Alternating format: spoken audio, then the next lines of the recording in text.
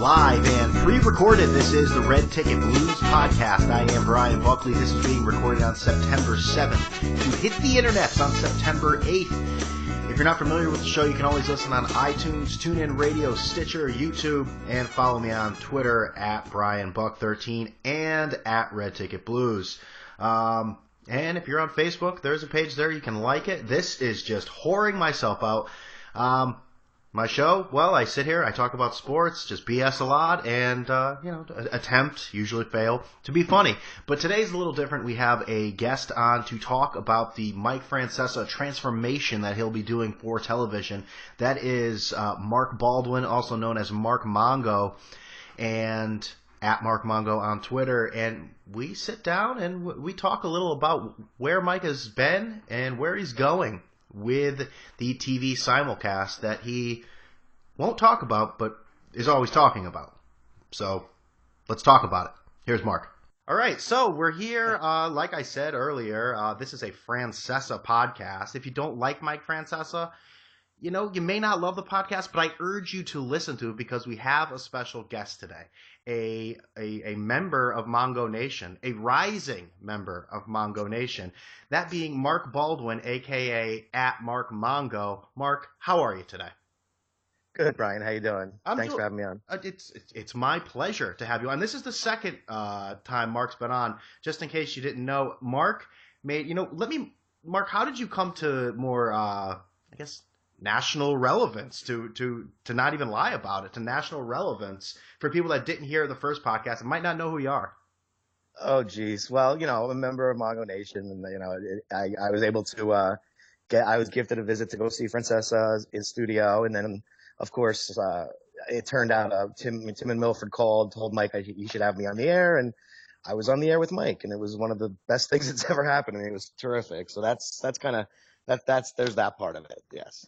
Very good. And you also write, and I write sometimes too, but you also write for Gotham Sports Network. That's correct?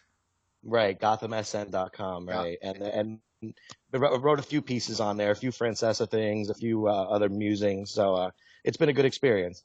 It's very good. The guys that run that place, Ethan and Julian, are very good guys.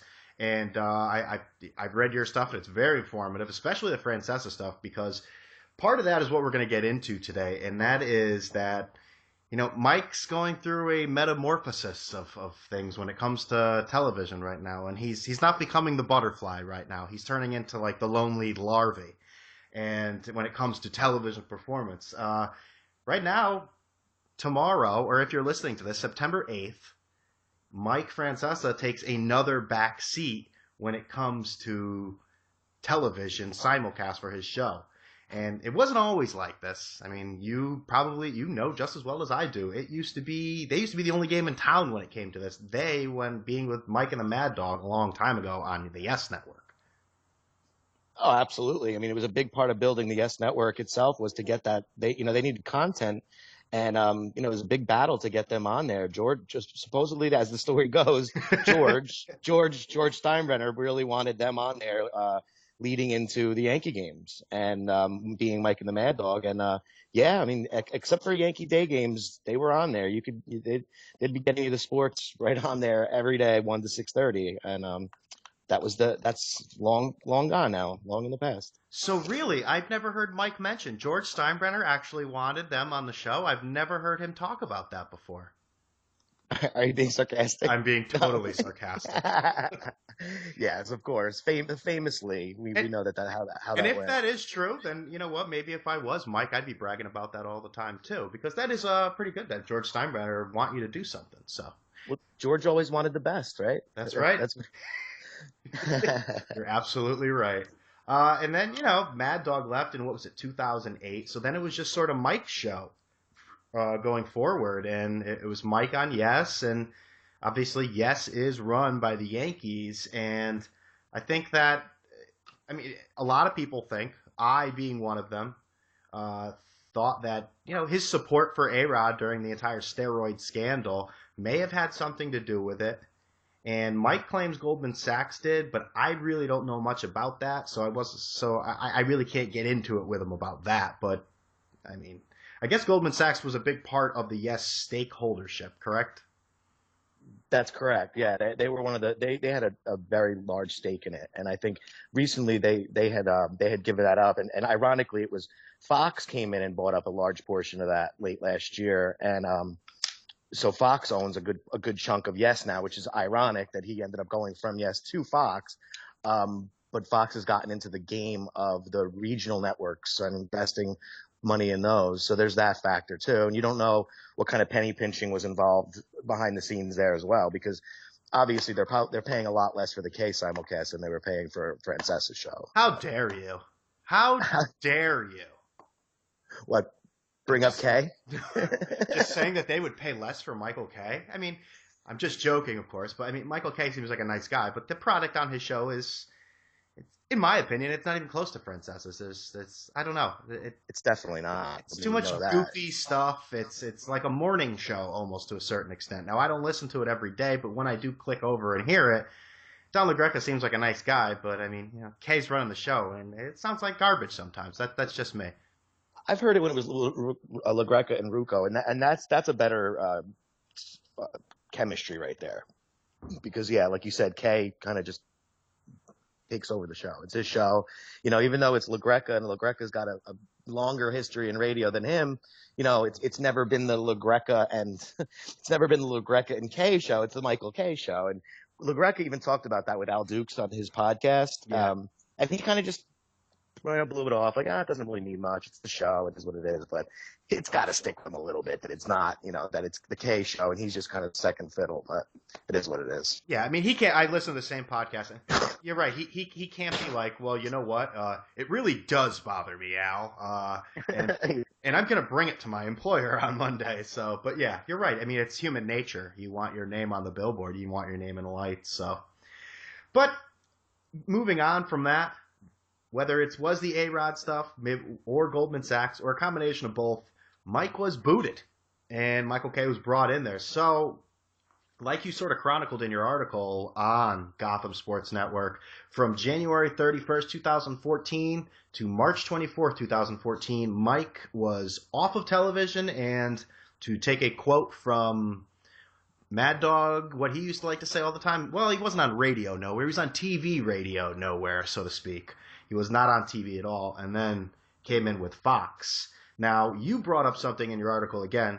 I keep referencing your article because it was very detailed and explained a really good reason why Fox decided to bring Mike on, because I think most people thought, destination like MSG would be the best landing area for him. Yeah, I mean, Fox Sports, was rebranded the year before they brought Mike in, and they were, now they had Fox Sports 1, Fox Sports 2.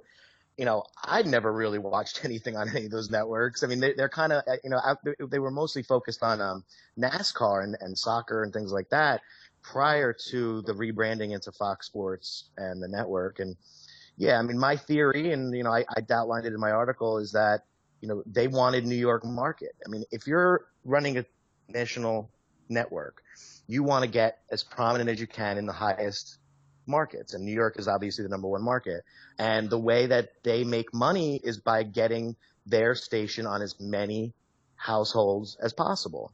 So they want to have their stations in those households so that they can charge the cable and satellite providers for providing the programming.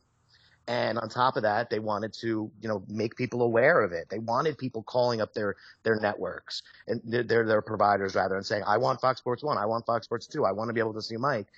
I think to a certain extent that worked. And I think a lot of the reason why they were the highest bidder was because they really wanted that. And, it wasn't going to help MSG to put Mike on. I mean, getting ratings in the afternoon, 1 to 6:30, okay, it's fine. But that's my theory about why Fox Sports 1, Fox Sports 2 relationship happened. And nobody knew about Fox Sports 2. I mean, Mike made the announcement. We figured it was Fox Sports 1. And then the day he came on and announced it, it was like, oh, okay, so it's Fox Sports 2. And I remember that day everybody scrambling and seeing on the tweets on Twitter like, oh, I don't even get Fox Sports 2, or oh my gosh, it's not even in high definition. Yeah, And it like was all just, the Mongos calling in, like crying to Mike. Mike, I don't get Fox Sports too. Like Mike was going to be able to press some special button so it would show up on the guide when they look at it. But no, I don't even know what Fox Sports 2 is. But yeah, I mean, you're absolutely right when you say that, because Fox Sports, first of all, both Fox Sports, like, just like you said, like they do soccer or NASCAR, or they'd always do like Pac-10 college football and basketball. There's always a California slant to it, because I think their headquarters is based in Los Angeles, correct? that's correct. Yeah. So, I mean, and another thing why I never really actually watch those channels is because usually most cable systems have all the sports in like one big area, and Fox Sports was always in like this different area, and we've become so lazy as a society. It's like, shit, I can't go to all those different. I go to the sports area. I don't want to go 100 channels the other way. Come on, give me a break. That's Yeah, maybe it's if just not in the me. 200.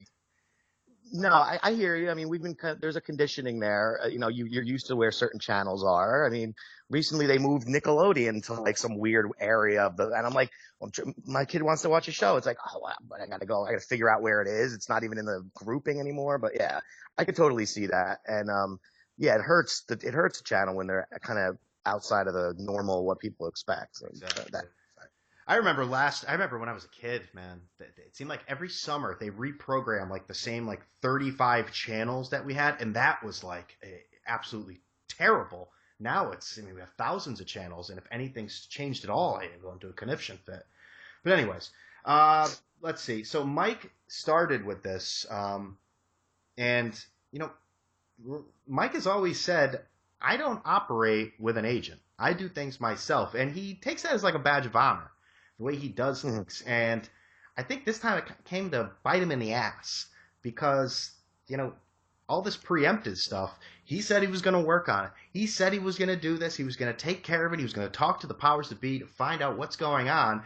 And after that, it seemed like nothing really happened. And then he started to get a little pissy every day about it. Oh yeah, it built up there for a while, because the callers just were not stopping about it, and he kept saying he was going to do something, which, I mean, let's be honest, he was never really going to do anything. I mean, I mean, I hate to say it this way, but he wasn't going to go and say, well, I know you have this multi-million-dollar contract to do European League soccer and all these other huge live sports contracts, that they weren't going to put Mike's show, even though as much as they're spending money on it, his show was never going to supersede any of those other shows. They're contractually obligated, and not to mention they get better ratings, Yeah, so. that's a major factor. Like, I think we all look at Mike because, well, if you're a Mongo like all of us, we look at Mike as just like, he's like the president. What he says goes. And the reality, when it comes to like big suits at Fox Sports, Mike Francesa is just the talent. He's not, the end all be all. So we were just like, yeah, Mike's going to take care of things. Then you think about it, Mike's not going to take care of anything. He's going to complain, and they're going to go, that's nice, Mr. Francesa. Are you done? Have a nice day. So, I mean, the idea that he thinks his show, a simulcast of a radio show, is more important. Now, Mike and the producer, Brian Monzo, they obviously take their product very seriously, which, why wouldn't they? That's what they do. But they also really, in my opinion, I'm not a soccer guy, but they underestimate the power of soccer. Now, Fox Sports and other programming like, let's say, NBC and I think even ESPN to a certain extent, they're all starting to increase their soccer games on television. So I think, Mike and Monzo are still sort of in a world where they don't value soccer as much, and maybe, horse racing is a bigger deal. I mean, I guess it all depends on the audience you're talking to, but the audience that's watching Fox Sports wants to see soccer sometimes. Absolutely. I mean, I'm not a soccer guy either, but I totally respect the fact that it's enormous and it's only growing, especially the international stuff. I mean, MLS is not, it's, from what I understand, it's a little bit of a sloppier game. The talent level isn't there, but the stuff that's going on in Europe is big. And, I see it with these people who are just ravenous fans of soccer, and it's like, it's great, but it all goes back to ratings. I mean, Mike's famous rant about ratings, longevity, and paychecks. Well, talk about ratings. Let's talk about the fact that soccer is going to way outdraw any kind of show that Mike's going to do, unfortunately. But I think the idea that Mike signed with a national company like Fox Sports, like, does he think that, most people tuning in want to see soccer, or they want to see some guy from New York yell at people who call him, dissect the Mets bullpen on a daily basis, and then just try to tweak other teams like the Jets and the Mets, just because he wants to? I think, most people want to see soccer if it comes down to some big city, loudmouth like Mike, and we all love him, but, it's, the guy in Iowa is not really receptive to somebody like Mike Francesa. No, absolutely. I mean, I've thought about that a lot of times. It's like, really, like, you're flipping through the channel, like, you have a day off, or it's like a random day and Mike's on, and I can only imagine the reception that people get, like, of this guy. And I've seen some of the tweets with, like, the Francesa on Fox stuff. Like, I have a column in my tweet deck that says it's like Mike Francesa, and it'll be like just random, like, who the hell is this Mike Francesa guy? Why is he yelling at people? And it's like, I find it humorous. And like, even like Sports Radio Mongo, when he was more active on Twitter, he was famous for like retweeting like random people who like just are like, what is this guy doing on my television? I mean, and that just goes back to my point about why they went with Mike in the first place. And it had nothing to do with programming. They weren't building a national brand around a New York radio host. They just wanted more households. It was a money grab. And I'm sure it worked. I'm sure the money that they spent got them on more households. I absolutely agree. There's another place too. If you read the big lead enough, and Mike Cardillo at That's On Point, he is a guy from the area, and he does lots of Francesa stuff. And you should read the comments from people. Why are they so obsessed with this guy? Who the hell is this guy? Why does anyone care about this jerk? So, I mean, the big lead is a national thing, and not everyone, jumps on the Francesa bandwagon. And I respect that. Everybody's got their own opinion, but exactly. They didn't grow up. They didn't grow up on watching them, and they didn't exactly base their afternoons at their desk on like when they're going to be there. Like I said in the last podcast, like I take my lunch from 12 to 1 so that I can be back at my desk and I can hear Mike. Or it's like it's part of your day, and he's enormously successful in New York, but it's definitely not a national product. Right. That's for sure. So, as this was going on a lot, the more frustration Mike had with Fox Sports, and the more tweaks he had, and the more he said he wouldn't talk about it, then he went on to talk about it for an hour. So at Francesa Con, which you were an integral part in planning the Francesa Con celebration, where if you're listening to this today, Tuesday, September 8th, tickets for Francesa Con 3 go on sale at 1 o'clock. I'd follow at Francesa Con on Twitter if you want the link to get there. Now, and don't mess around. Buy your tickets. It's going to sell very quickly. Yeah, I was shocked. They did a pre-sale last week, and I said, oh, well, I figure I'm going. I might as well just get one. I was able to get one, and then I thought I was buying one for my wife as well. So I said, oh, whoops, I only bought one. Well, let me go buy another one. Sold out. Already, within a few hours, it was done. Less than 2 hours, they sold 100 tickets. That's insane. It's unbelievable. Yeah. And I'll tell you something. People that don't even like Mike Francesa, or not even, they're not even sports fans. They have no interest in it. And I'll tell them about Francesa Con. And they still sort of, even to this day, they'll ask them, they'll be like, so you going to Francesa Con this year? What's that going to be like? They got anything? There's a strange interest in it, even from people who couldn't care less about Mike Francesa. Well, let's be honest. It's crazy. So I mean, there's that part of it. I mean, it's just a great group, and I've never met like a Mongo Nation guy that I met somebody like at Bar A or Francesa Con, and then I walked away thinking like, wow, that guy's a real jerk. Like, no, it's like everyone's so nice but like just to go and dress up like Mike Francesa and chant, and I mean, it's crazy, but it's fun. The Francesa Con 2 was one of the best days ever. It was a lot of fun. So. Speaking of the chants, that's what I was about to get into. Now, There was the Fox Sports sucks S at the end, chant towards Mike at Francesa Con. There are a few chants. There's a hello dear, number one, Julio, all that. But the Fox Sports suck. Don't forget fuck Michael K. Also. Fuck Michael K. as well, that's right. Nobody cares. But if you guys have not seen that video, it's an 8-minute video on YouTube. Just look up Francesa Con. It's a thing of beauty. It really is. But he says in there, when everyone's chanting, Fox Sports sucks, Fox Sports sucks, Mike says, no comment, no comment, no comment. So It's getting to be. There's a tape running somewhere. I no comment. Right. Even though there are probably like 1,000 phones, and people don't use tape anymore. Mike, come on, get with it. And moving on from that and going forward, Mike has now we don't know about what actually happened. We got I forget the actual day, but his producer Brian Monzo sent out a tweet that said something came up. Mike will not be in today. So Twitter was on fire. It was September 17th, 2014. Look at that. Look at that. That's why they call him Mark Mongo. Well, that's because I have my article up in front of me for reference. So I'm not some kind of a genius. Fair enough. So what happened was we don't really know what happened. We don't really know if Mike was, because he wasn't supposed to be there for the entire day, and then he was there an hour late. So there was an idea that maybe he was suspended for an hour. What was your take on that?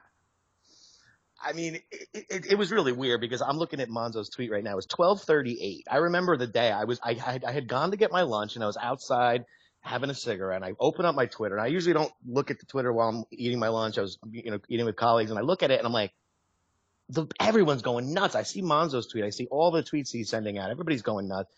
I mean, my take on it, it was right around the time where he was really getting fired up about the Fox Sports thing. I mean, you're almost 6 months into it at that point.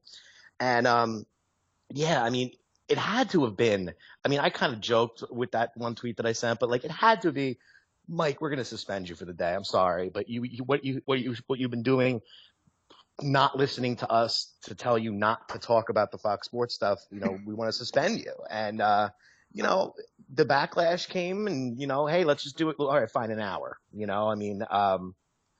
I think I don't know. I pretty much think that maybe there was a meeting that started around 11:30. They probably sat there and yelled at each other for an hour. Mike said, "You know what? I'm leaving." Whatever it was, but it was weird. I mean, it was an unprecedented situation. That's never happened where Mike just is randomly not there. He's there through sickness, and wife gives birth in the morning and he's on at 105. I mean, Mike he's told us several times. Yes, that created quite the firestorm. So, yeah, I mean, there's no love lost between Mike and management right now. I mean, I've been told, I've been told, and I've heard at the same time that there's no way in heck that Mike signs another contract after this one with CBS. That it's just not going to happen. And I don't know if you heard, but Mike's show will no longer be simulcast nationally on Sundays. It'll just be on FAN. Oh, really? So, yeah. He lost yes, obviously. And Fox wasn't going to pick up the NFL Now anyways, right? No, what I mean is Mike's Sunday football show is simulcast nationally on the CBS networks, and now Damon Amendolara is taking his spot for that. He's not going to. He's only going to be on FAN, which is just another thing, man. The CBS Mike thing is nuts. If Mike actually was suspended for an hour, that's the equivalent of Johnny Manziel being suspended by Texas A&M for a quarter. It's hey, we're mad at you, but you're so good that we're really not going to take you out of the entire thing. We're just going to take you out for a little bit just to try to prove a point. But with somebody like that, I don't think it really matters with Mike. I think the backlash would have been huge if he was out for the whole day, though. It would have just been wall-to-wall people calling up saying, I want to get to my A-Rod point, but first, what the heck are they thinking over there? Mike's got to be on the air. What's going on? It would have just been so much speculation. I can't imagine what Twitter would have been like that day. It would have been crazy. 100% correct. 100% correct. So now here we are. Your article comes out August 12th, 2015. This was it was actually the 13th yours came out. The day before, Colin Cowherd announces after his suspension, I guess it was the worst kept secret in the world that Colin Cowherd was going to Fox Sports. I mean, it had been rumored for months. He was taken off ESPN for questionable comments about Dominicans. And on the 12th, he was officially going to Fox Sports from the hours of 12 to 3 because he is on the Pacific Coast time now from 9 to 12. And it's almost like wrestling where it's wait a second. That's Mike's slot. He's not supposed to be there. Right. It's Fox Sports, earlier this year they just brought in a big suit from ESPN, Jamie Horowitz, who's a big Colin Cowherd guy, and his job now is to basically take on the worldwide leader. They want to try to build that brand up, make it the national prominence.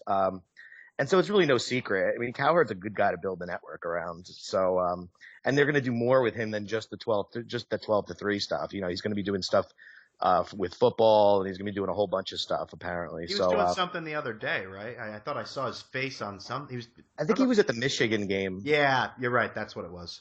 Yeah, and I don't think he got his second chance to interview the coach after the debacle that he had. If he did get a second chance, it couldn't have been any worse than the first one.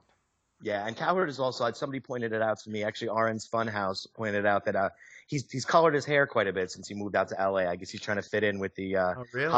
Hollywood Boulevard crowd out there. So maybe that's something Fox makes you do, because remember Mike all of a sudden came with these snazzy hipster glasses when first day he went on Fox too, and that he didn't have before. So maybe that's sort of an image thing that they have to do. I don't know. Maybe. I don't think anybody's telling Mike what kind of glasses to wear, though, to be honest. Maybe it was a very hard suggestion, and Mike took it. I don't know. You're right, though. Hey, here's some glasses. Yeah. I've been wearing these glasses a long time. Okay, exactly. I like them. This is the style I like. 15 minutes of glasses talk from him, exactly. Yeah, exactly. So now Mike, I mean, it doesn't take his whole spot, but, Mike starts at 1 and he goes to 6:30. So now he moves to Fox Sports 2 and the dreaded HBO Sports Go app. With the Fox Sports Go, right? Yes, yeah, the app, which I don't even know how often they're even going to record for that. I don't even know yet. But yeah, he's there, and I have the lineup for this week, which is very interesting. Go for it. So first of all, Colin Cowherd's show is from 12 to 3, right? Tomorrow, well, when you're listening to this, September 8th, Colin Cowherd's show starts, his radio program, simulcast, and guess what? Preempted. That's unbelievable. He's only on Fox Sports 1 from 12 to 1:30, which, I mean, already literally the first day. So, this isn't a Mike problem. This is a Fox problem.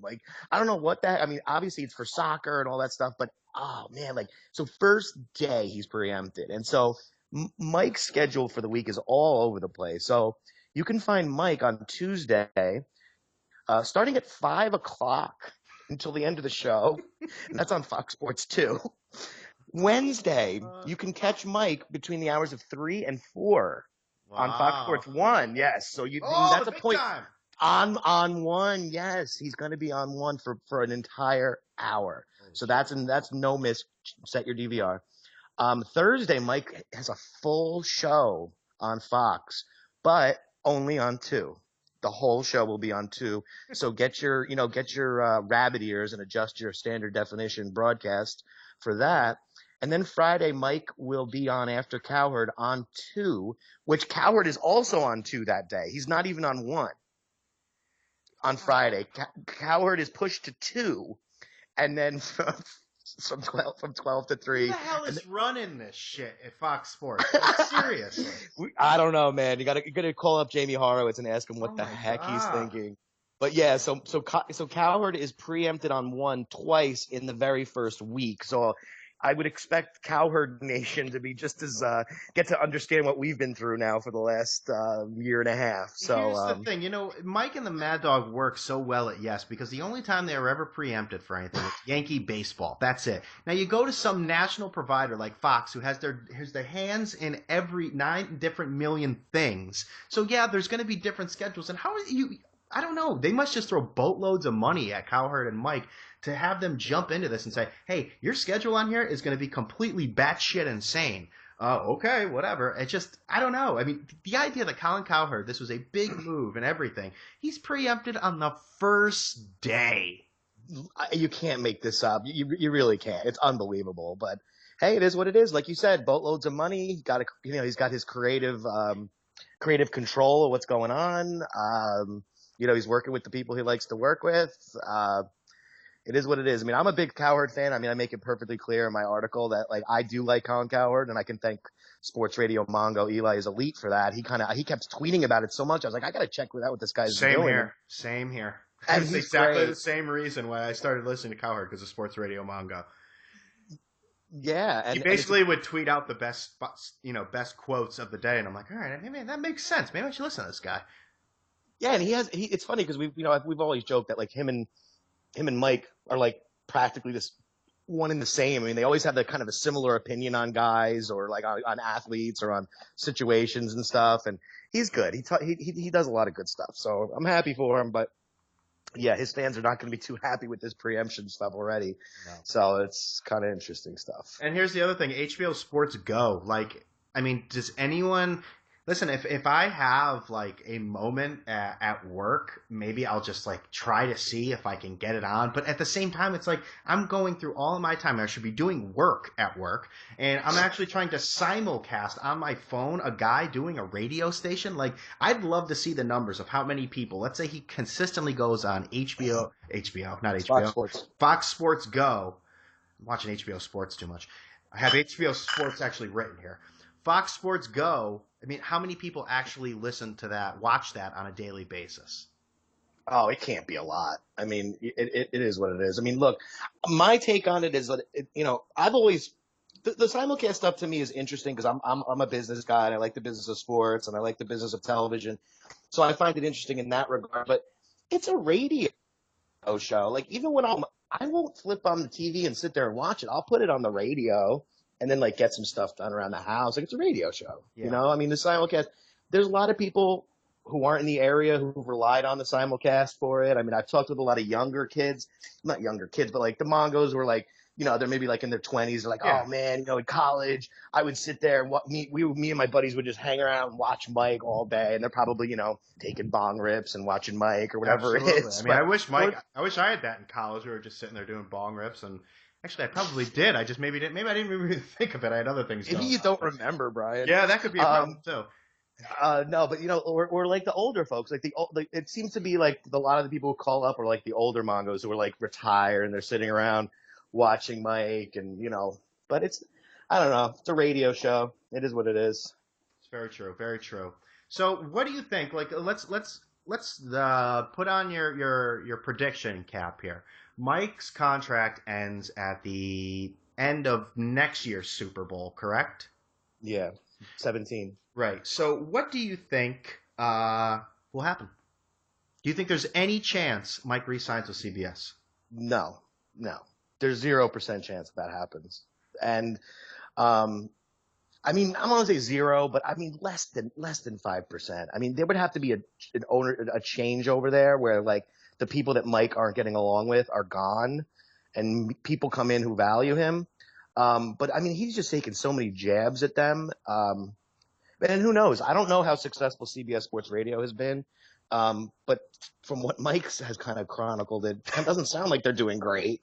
Mike makes it seem as if it's a 2-bit operation that doesn't know anything, their ass from their elbow. Right, and the whole thing with the CBS, the initials thing, and then Mike said, well, these guys should go worry about their own network and get that together because it's not working. And who knows? I mean, I know it's not everywhere, but I mean, who knows? I mean, and as far as Mike doing something else, I think he'll get offered. I think he's going to have to get offered something. I mean, he brings in huge ratings, but the industry's changed a lot since he signed his last contract. That's true. And very true. He's gonna. I mean, we joke about it, but he's gonna have to take a pay cut. He's not getting $5 million a year anymore. It's not a $5 million a year industry. No one's making that. Sirius XM has people working for free because they're like, hey, you want to be on the air? Well, work for free. And they go on there and they work for free because they got nothing better to do. I didn't even know that. Oh yeah, really? I've heard. Yeah, I've heard. Phil Hendry, who's like a radio personality out west, and he does like a comedy show, and he went and did his own podcast thing. He was in radio forever, and he was talking about that, where like basically like some of the lower level talent, yeah, it's just like, here, you want to go on? Sure, there you go, kid. Oh. So I mean, now these guys are just not making the money they were making, and I don't know if that's a big motivator for Mike or Mike being number one. And I mean, maybe a rogue FM station in New York just says, hey, you want to be on a show, drive time for us, and you can talk sports? I don't know. Maybe throw him some money. I think it would be utterly satisfying for Mike at this point to go on another station in New York and be number one, just destroy them in the ratings, because he would. I really don't see who you're going to bring in to go up against Mike. Well, here's the thing. Let's say Mike does do that, or let's say he doesn't do it. Let's just say he's not at CBS anymore. Now, this is the $1 million question. Who replaces Mike? Oh, man. It's a tough one. It's a tough one, and I'm not really satisfied with any of the answers that Yeah, I've you heard know so what? And far. it's not fair to anybody else, to the people that you hear. And again, Mike's not leaving anytime soon, as we know, even though he likes to float that out there just to scare everyone. I think he will do the rest of his contract. But like you said, after that, I think all bets are off. Any person, any name you bring up, like they're all gonna fail in comparison to Mike. I mean, like a guy like Evan Roberts. I like Evan. They're going to have to change the format for whoever comes in, by the way. Nobody's doing 5.5 hours. Like, that's done. Right. You saw that a little bit last week where they were stretching the midday show to 4 hours, and then they were bringing Chris Moore in the afternoon, who I like.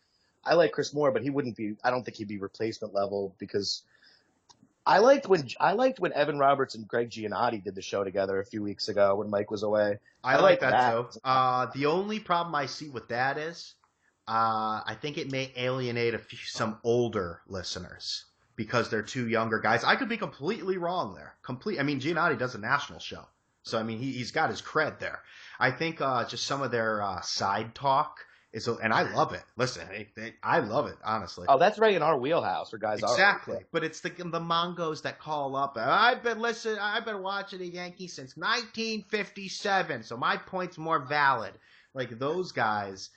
I don't know if they're going to completely go with the Giannotti, Evan Roberts vibe. They may, but That's a good point. I hadn't really thought of that. But it can't be the dreaded idea that it would be Joe and Evan slipping right into the afternoons, because that was scary stuff, man. no, I mean, I used to like Joe a lot, but as the years go on, he's I don't know what's going on with him, man. His brain is not there like it used to be. I mean, he's never a mental member, but I mean, it's just he's just lazy. It's just.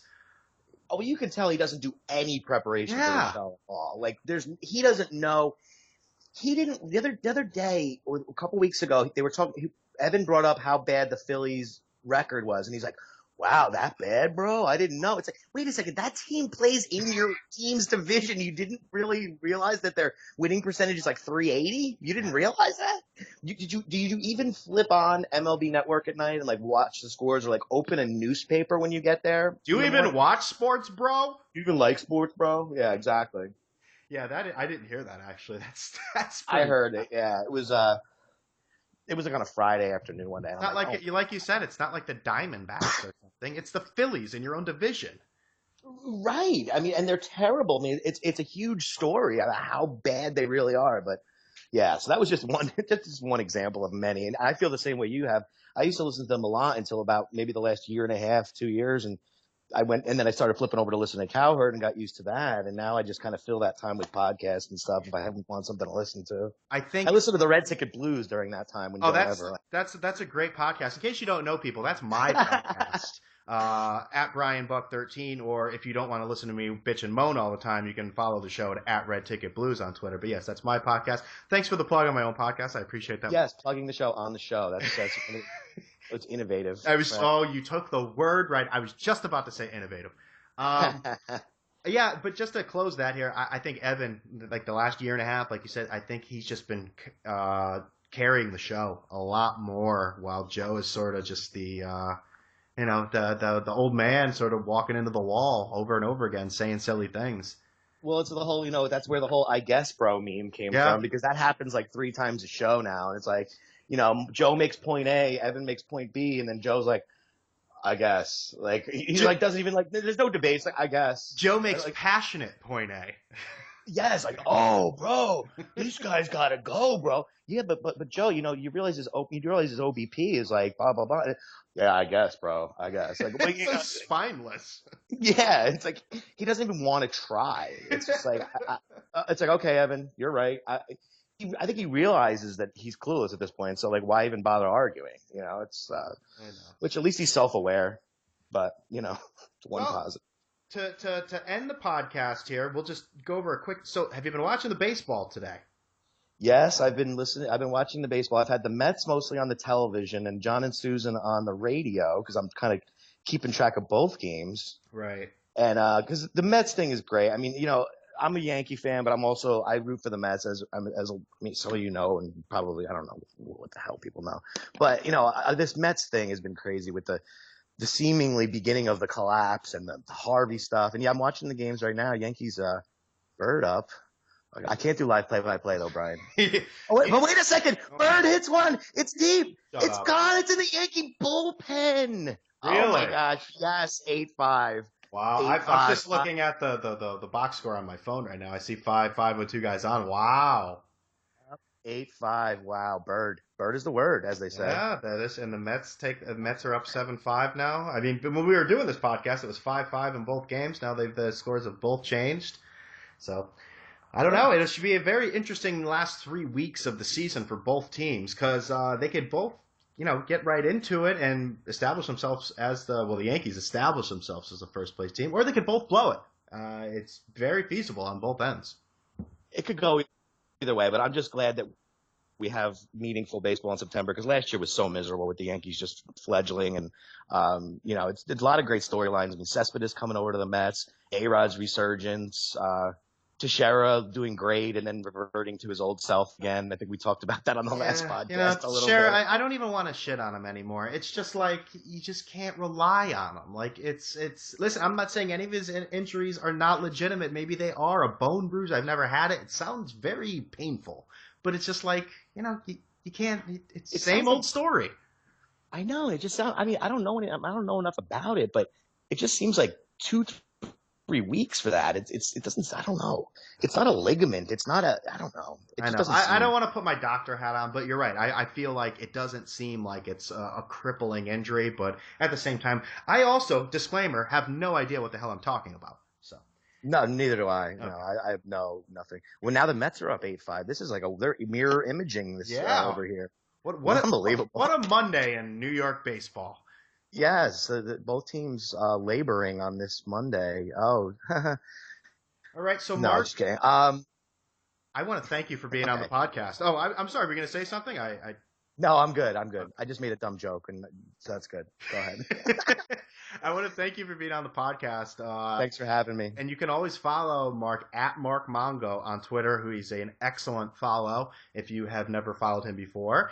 And you continue to read his excellent writing on GothamSN.com, the Gotham Sports Network. And Mark, thank you for coming back on the podcast once again, making a second appearance.